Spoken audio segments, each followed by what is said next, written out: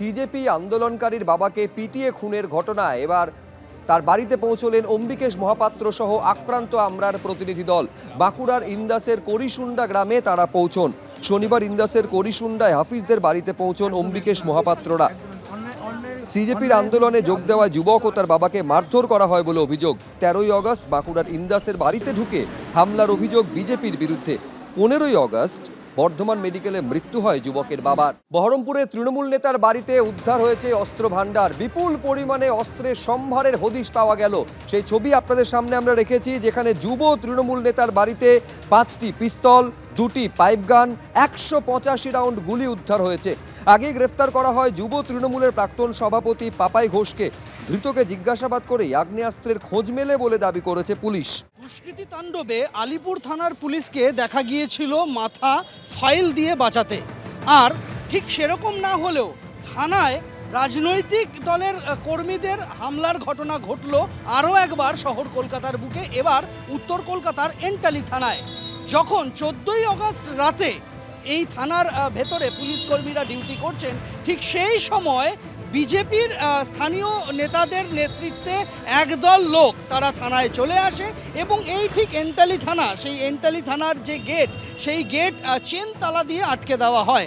একেবারে রাত্রির 12টা সাড়ে 12টা অর্থাৎ মধ্যরাত থেকে শুরু করে ভোর 4টে সাড়ে 4টে পর্যন্ত, অর্থাৎ ভোররাত অবধি থানার গেট তালা চাবি দিয়ে চেন দিয়ে বন্ধ করে রাখার ঘটনা ঘটে। কেন এই ঘটনা?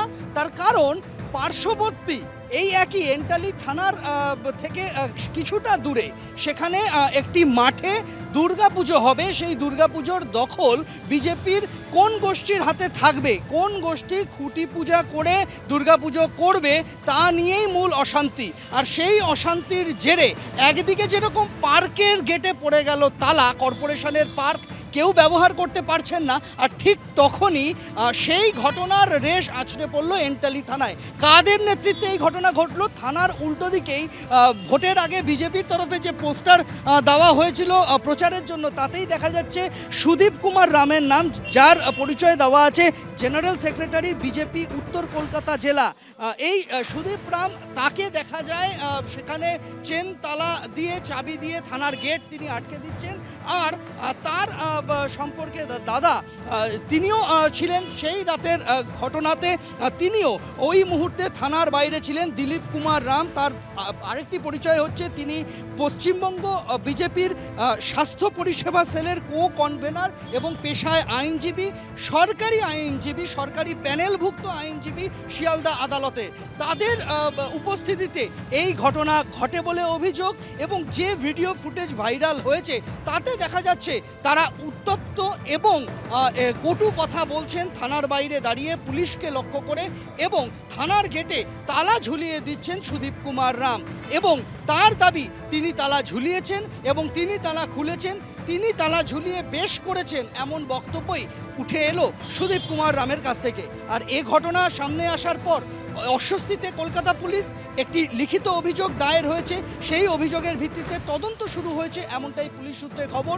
ওই রাতে যারা যারা থানার বাইরে ছিলেন তাদের বেশ কয়েকজনকে জিজ্ঞাসাবাদের জন্য নোটিশ পাঠানো হয়েছে, সেরকমটাই কলকাতা পুলিশ সূত্রে খবর। কিন্তু গ্রেফতারি এখনো পর্যন্ত শূন্য।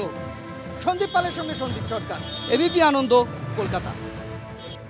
এবিপি আনন্দ, এগিয়ে থাকে, এগিয়ে রাখে।